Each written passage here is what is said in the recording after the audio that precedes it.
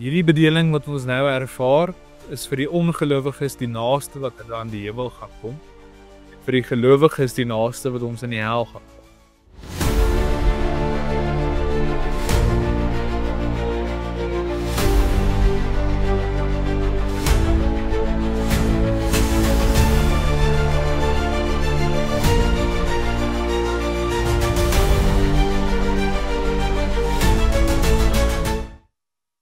Goeiedag aan al die kykers en ek sê ook baie welkom vir die manne wat hier by my is.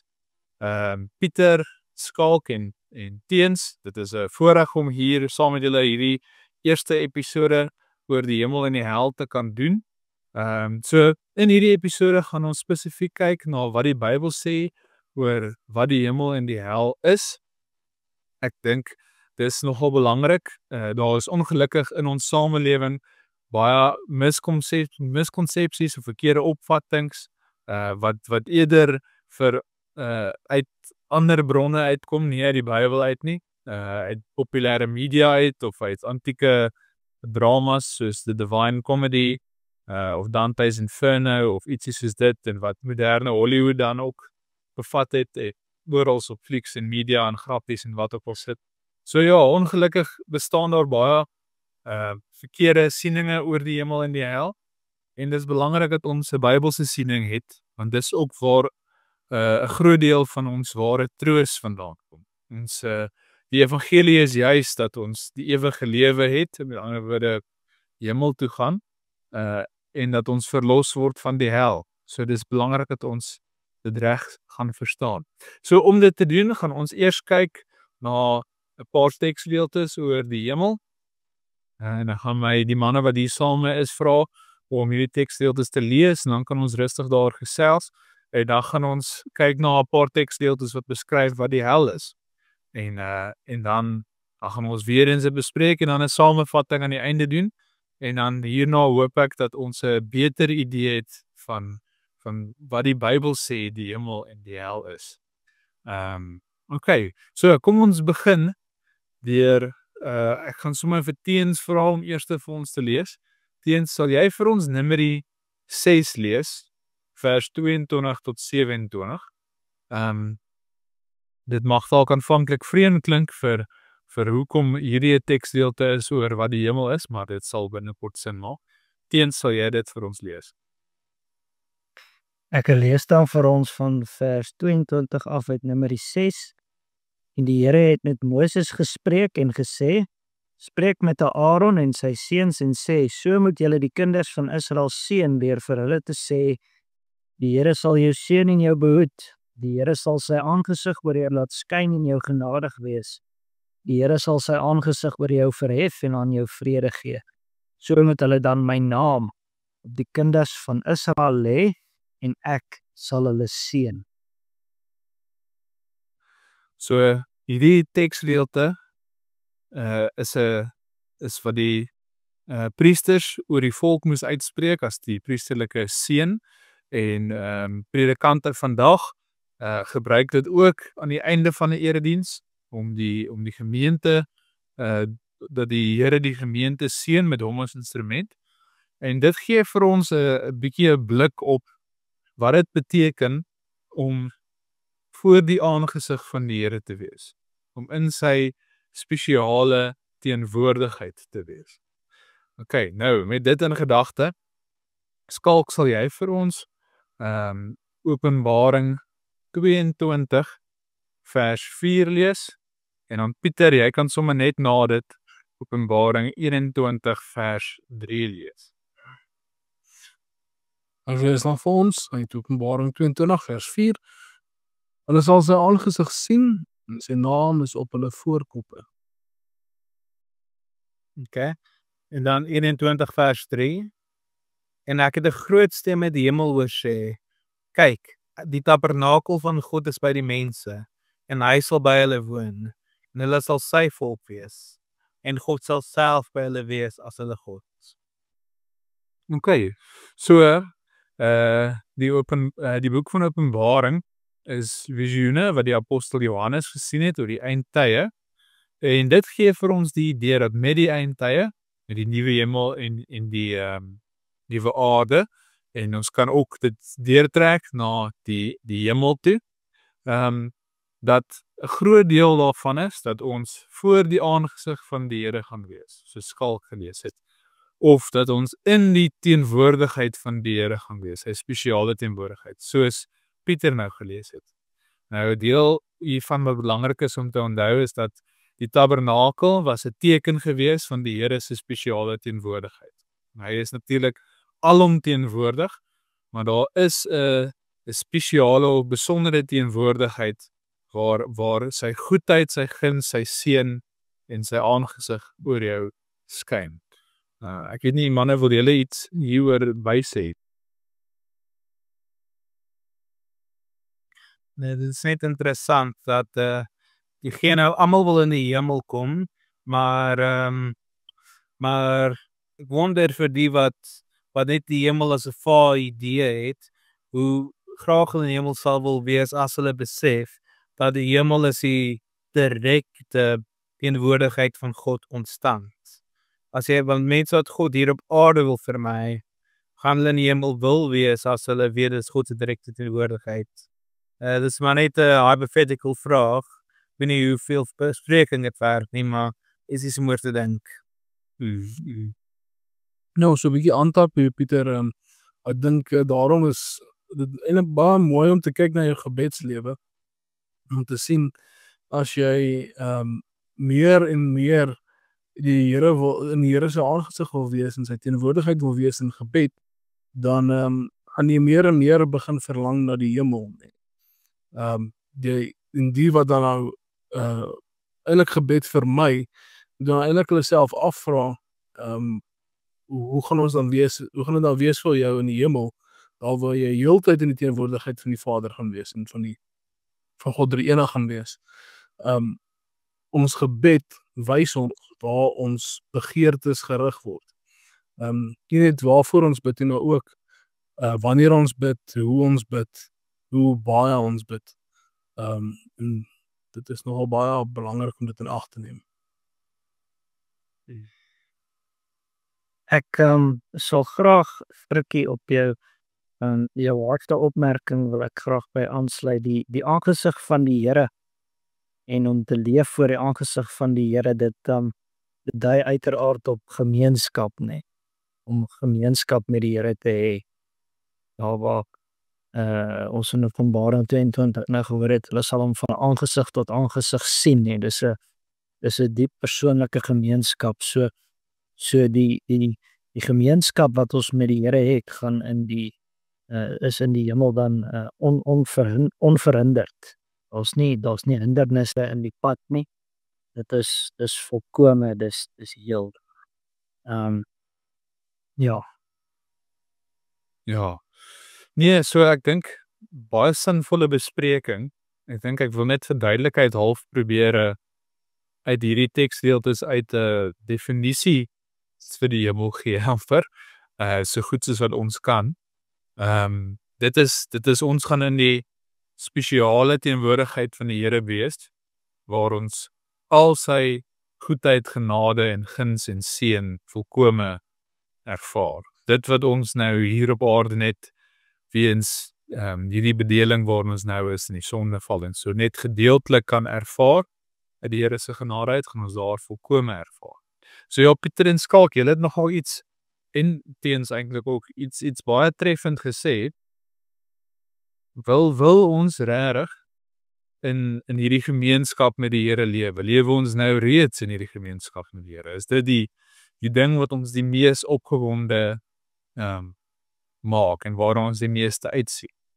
Ek dink 'n hartseer ding is, baie keer by 'n begrafnis dan sal iemand sê, hierdie mens is nou by die Here, en Pieter, ek dink is deel van waar jy wou praat, maar eintlik weet almal, hy wou op hierdie aarde nie regtig by die Here gewees het nie. Hy het nie baie tyd en energie aan die Here spandeer.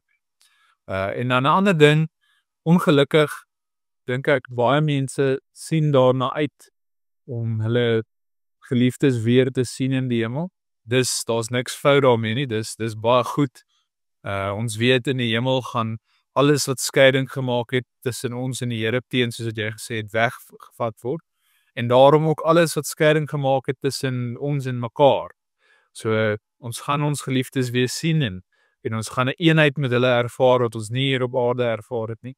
Maar ek dink nie dat dit is die hoofrede hoekom ons moet uitsien na die hemel nie. Ek dink die hoofrede hoekom ons moet uitsien na die hemel is omdat ons by die Here gaan wees. Natuurlik 'n ander deel daarvan is ons sien uit na die verlossing van die pyn van hierdie bedeling waar ons nou is. Want die Openbaring sê ook die Here sal self die trane afvee. Dis nou net vers 4, Pieter het vers 3 gelees in hoofstuk 1 en 2. Vers 4 sê en God sal al die trane afvee en daar sal geen dood meer wees nie. Ook droefheid en geween en moeite sal daar nie meer wees nie. Want die eerste dinge het verbygegaan. So natuurlik, dis ook 'n baie groot deel van die hemel waarna ons uitsien, die verlossing van al die gevolge van die sonde.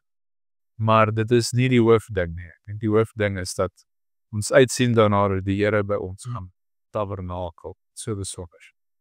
Ja, manne oor die hemel wil julle nog ietsie sê. En jy net twee dinge. Daar's vir baie mense kommer dat ek is nou op aarde so lief vir my man of my vrou of vir wie ook al. Ek wil nie hê dat daai verhouding moet verander nie. En die hemel gaan 'n ander tipe verhouding wees. Kan nie onthou in wat waar nie, maar Christus sê mos dat daar gaan nie meer huwelike in die hemel wees nie. So mense stres oor daai verandering, maar mense dan ag neem dat die verhoudings wat jy nou het, veral tussen 'n man en 'n vrou, beeld iets van God se liefde uit, dit sy doel, en die hemel gaan volkome wees. So as daai verhouding nou reeds so goed is, dat dit 'n rede is om oor te stres, hoe goed gaan die volkomenheid nie daarvan wees in die hemel nie, al is dit anders. En dan 'n ander ding, net terug na die hemel is waar die sonde nie is nie. Weer eens, terug na die vraag van mense wil hemel toe gaan, maar hulle besef nie die hemel is nie. As jy op die aarde so lief vir die sonde is, dat jy daarom nie God volg nie, gaan jy na 'n plek toe wil gaan waar die sonde nie is nie. Waar die sonde uitgedaag word. Weer eens, het iets om oor te dink. Ja. Ja, ek dink aangaande die vraag oor waar die hemel is, of soos jy dit nou genoem het, Pieter. Ek dink baie mense het ook hierdie eintlik sprokiesverhaal, cartoon tipe idee van wat die hemel is. Van dis alles net wolke waar jy sien en goue mure en goue hekke.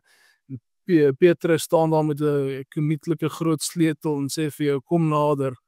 Ek dink baie van dit van daardie beeld wat eintlik in die publieke sfeer rondhang is maar as gevolg van Hollywood en soos ek maar sê sprokiesprente se uitbeelding wat hulle daardie miskonsepsie in kinders se harte plaas en kinders word ouers en ouers dra daardie beeld oor na hulle kinders.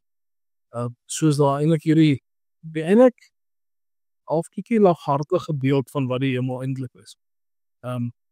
Mense dink jy gaan en dis waarvandaan die beeld kom van jy word 'n engel ook. Dis ook maar van so 'n storie is net dit sê. Ja, almal gaan lê op wolkies met klein vlerkies op hulle rug in 'n toga en 'n harp en 'n lier en hulle speel aan die harp om die Here te loof en prys en daar's niks daarmee fout om die Here te loof en prys met 'n harp en 'n lier nie, maar ek dink hierdie karakteraktuur wat mens skep van die hemel is eintlik baie skadelik omdat dit eintlik maar dit afmaak tot 'n klein dingetjie. Ons besef nie die glorie en die majesteit en die heerlikheid, die skoonheid van die hemel nie.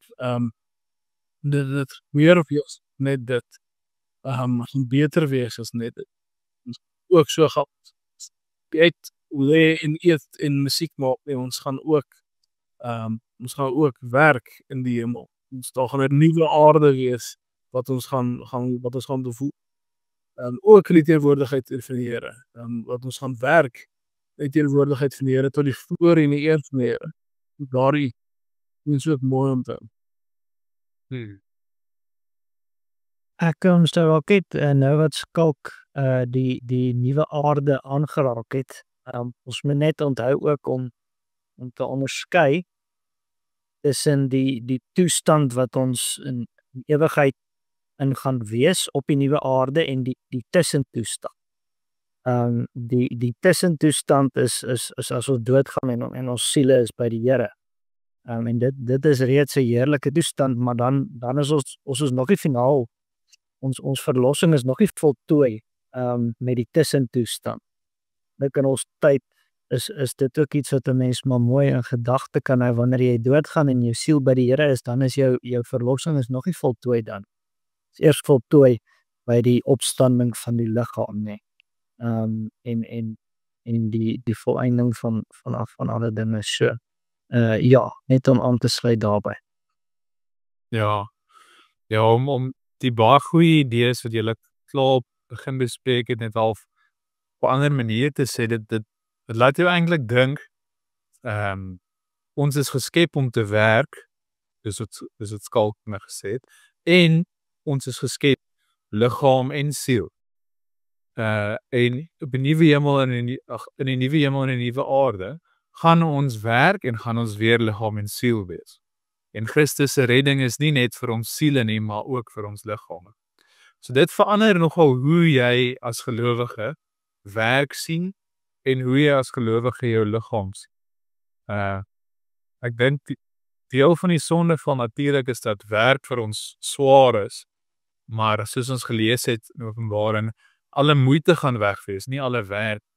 So werk gaan wonderlik wees en dit gaan sonder moeite wees en dit is wat ons geskep is om te doen. Ons gaan regeer saam met die Here oor sy skepping. So dit is altyd vir my lekker. Hierdie is nou nie hierdie is maar net ek wat wonder oor dinge. Dis nou nie iets wat ek sterk oor voel nie, maar hoe gaan werk lyk, hoe gaan werk wees? Daar staan, daar gaan nie meer 'n tempel op die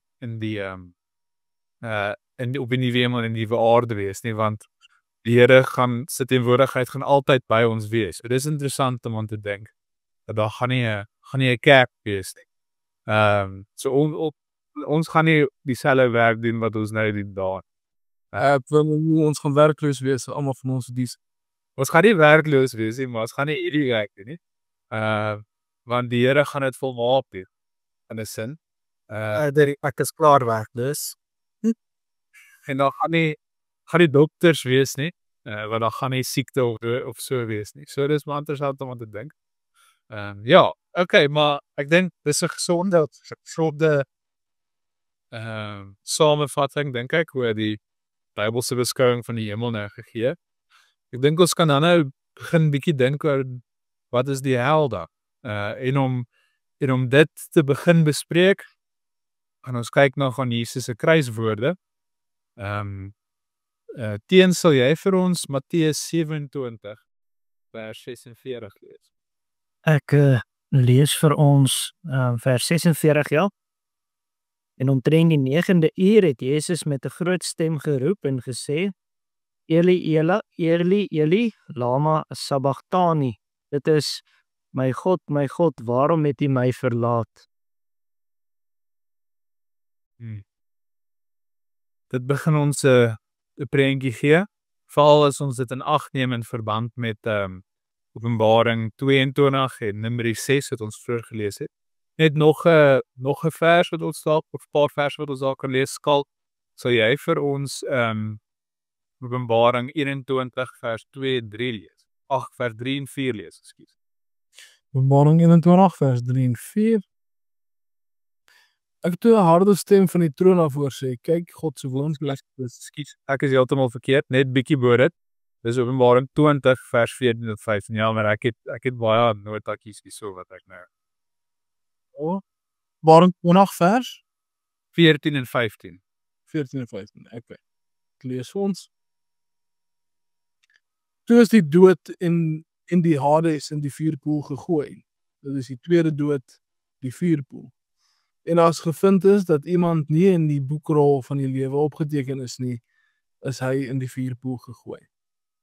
Ja.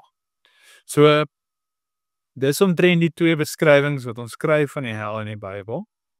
Die eerste een, ons Here Jesus Christus, wat daar aan die kruis, met die klimaks van sy lyding wat hy ervaar het, Gods verlatenheid ervaar het. Presies die teenoorgestelde van sy spesiale teenwoordigheid voor sy aangesig te wees. En dan ook word dit op verskeie plekke, Skalk het na een van die plekke gelees, word die hel beskryf as 'n poel van vuur. Ek dink 'n ander algemene uitspraak is 'n geween en 'n geknars van tande.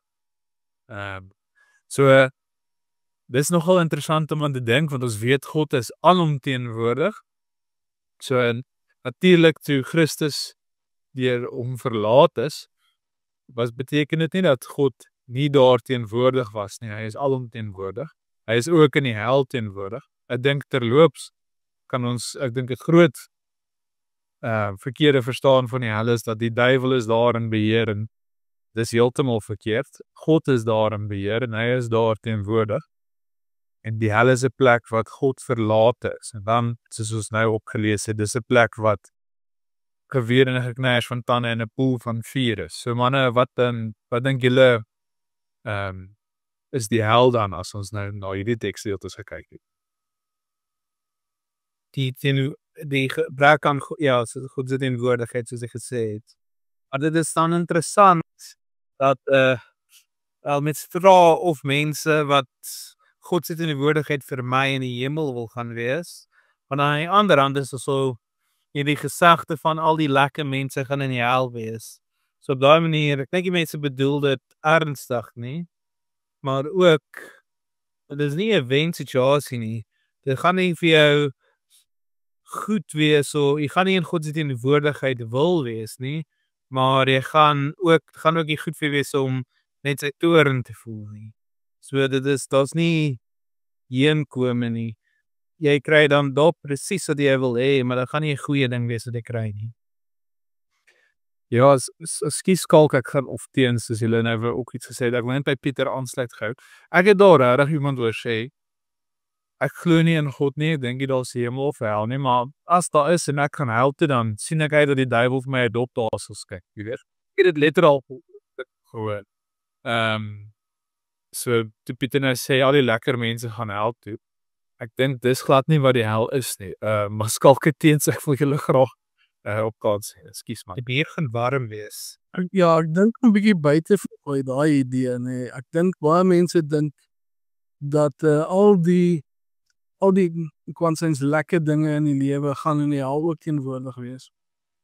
Ek dink dis al van 'n miskonsepsie, want mense moet verstaan dat alles wat ons het word deur die Here vir ons gegee. Alles is gawes, nee, en dit sluit drank ook in. Drank is 'n gawe, jy kan dit gebruik, jy kan dit ook misbruik.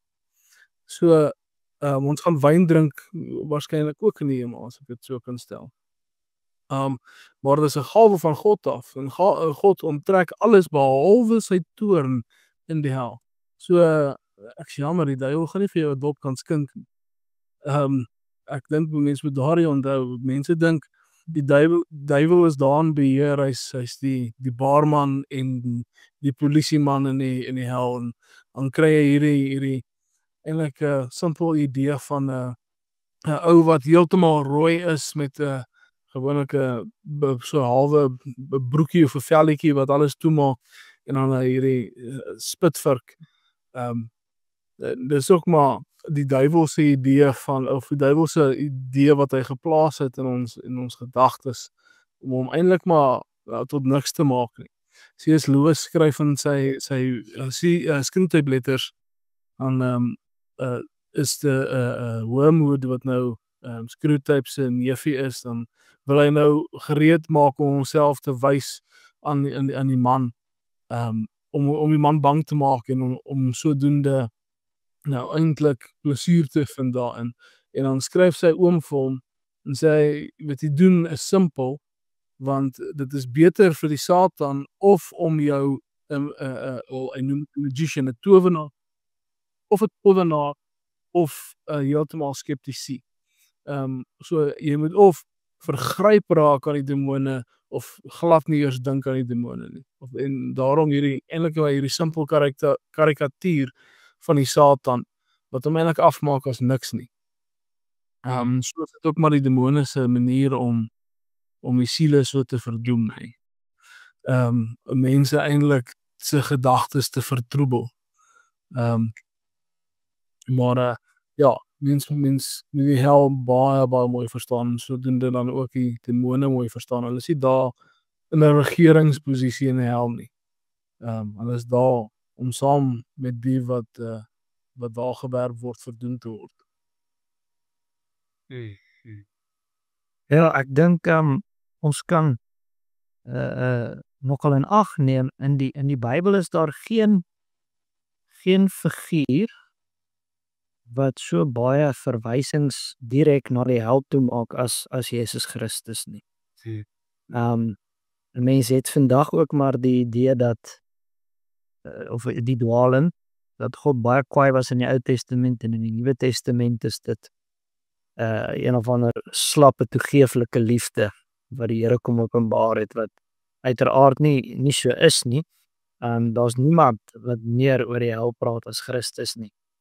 En ek dink dat net 'n volgende ding die as ons in die Bybel lees en dit kom in die Ou Testament wel baie duidelik uit, as die Here sy verbondswraak uitgiet, dan wys hy daarin 'n voorsmaak van hoe die hel wel gaan wees. Wat is die dinge wat die hel gaan kenmerk? So as ons hoor van verlatenheid, as ons hoor van skande en vernedering, van pyn en droefheid, as die Here sy oordeel oor 'n bepaalde volk bring, dan kan ons maar weet in die dit gaan in die hel ook daar wees waar die Here sy grimmigheid van uitwoed oor die sondes van mense.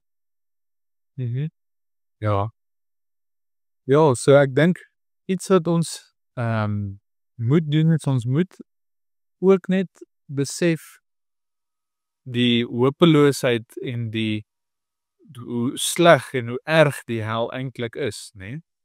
Die godsverlatenheid beteken dat al die dinge wat in Numeri 6 beskryf word van jou af ontneem word. Die Here se nabyheid, sy skeen, sy aangesig, sy vrede, al daai word van jou af ontneem.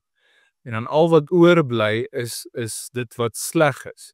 En dan, ek hou daarvan om te sê, dis ook wat jy dan ervaar is God se aktiewe toorn. God se soos wat jy gepraat het, is die wraak van sy verbond. En ek dink ons moet dit nie onderbeklemtoon nie, maar beide die hemel en die hel is 'n ewige ervaring, ewige bedeling wat ons betree.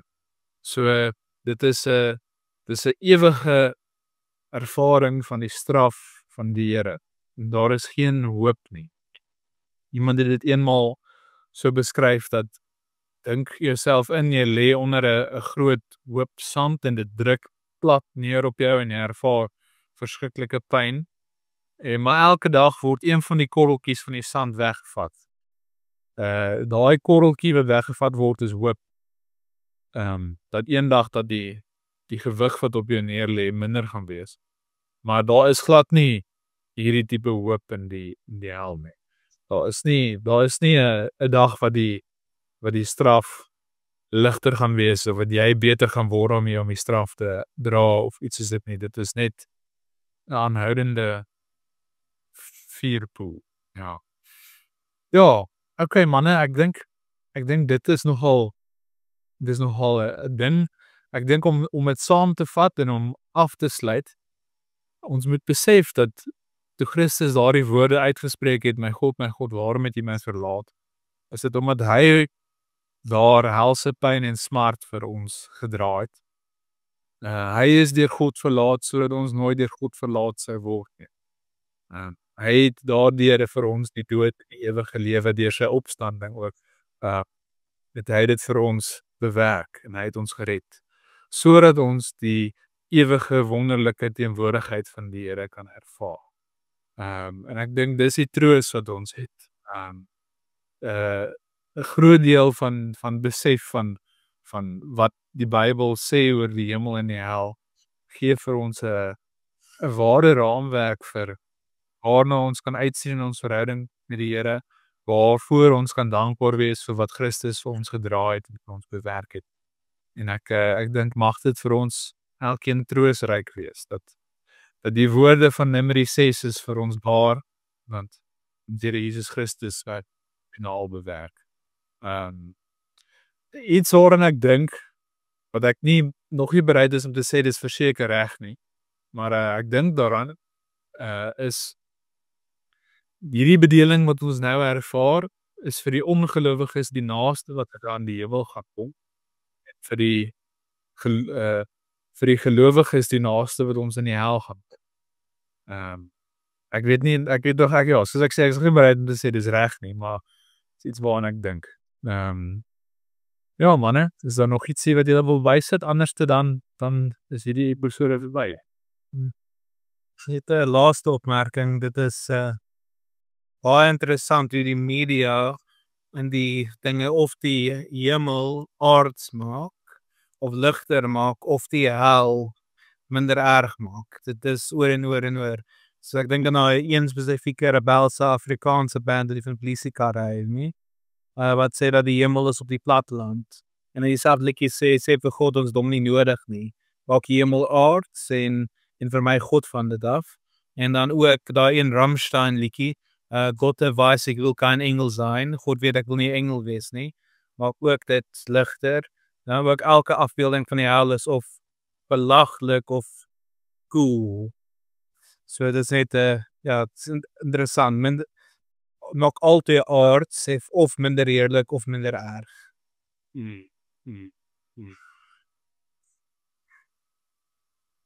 Sê, almal aan reg is, dan sê ons vir die kykers baie dankie. Ons hoop dit was vir julle interessant en ook dat dit vir julle iets is om aan te dink. En dan tot volgende keer. Baie dankie. Dankie vir die manne hier by my ook. Dit was vir my baie lekker. Julle insig en wysheid is ook baie waardeer. Dankie man.